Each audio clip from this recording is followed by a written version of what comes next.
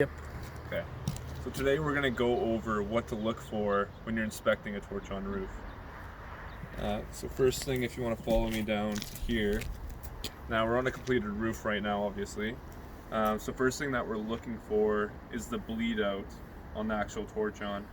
Now, when a membrane is heated, it allows the asphalt to bleed out onto the roof. Now we want to make sure that the seam is consistent between an 1/8 inch to about a 1/2 inch. Anything less or more than that, we want to check the actual seam. So if we look through the roof, we can use a trowel or we can use our finger to check each of the seams. Now come a bit closer to the seams right here. And we can see this is fairly consistent all the way along, so that's sufficient. But when we get to the area over here, we can see that area has a bit less. Now we want to check the seam to make sure that it isn't loose and that water won't leak through there. Now I've checked it, it's solid. You can also use a trowel to stick under there. And if any area of the base stripping or the cap sheet lifts when you put your trowel underneath, then it needs to be retouched. So what that involves is the installer coming back. He puts his trowel into the membrane, applies heat, and reseals the location. Now next we're going to take a look at the vents.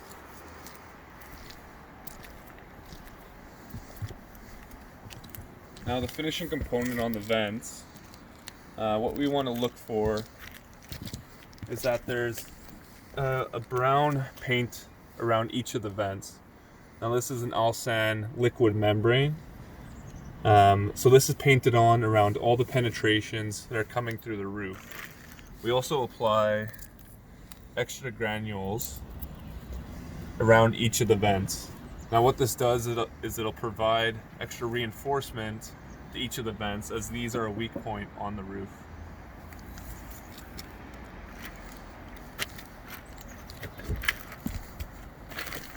If you want to follow me.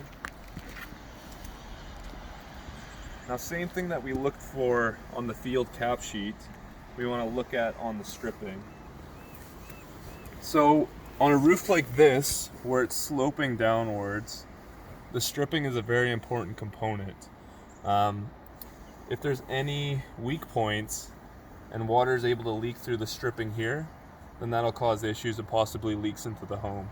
So we want to inspect all the stripping, ensure that the bleed out is sufficient and there isn't any weak points.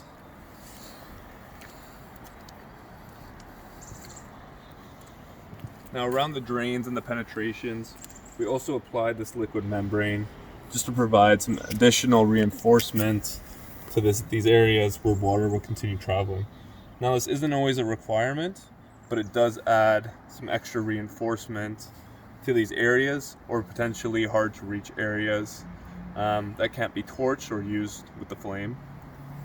For example, if we go over to the wall over here, now we want to be very cautious when applying the membrane to this area, just because we're dealing with stucco, and also we don't want to burn the wood on the soffit underneath here. So we're being very careful with our torch, and we can't always get the amount of heat that we need to seal the membrane. So in that case, we would use the Alsan flashing to reinforce the area. Now around all the perimeters, all the walls, and also the other perimeters of the roof, we'll be installing a cap flashing. So this membrane on the side here, we want to make sure this is minimum 2 inches or 2.5 inches overhanging the roof.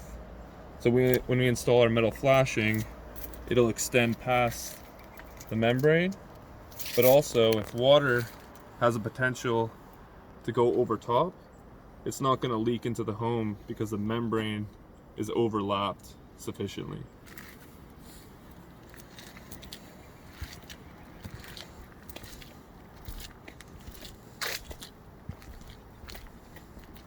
Okay, So that's all we need to look for when inspecting a residential torch-on roof like this.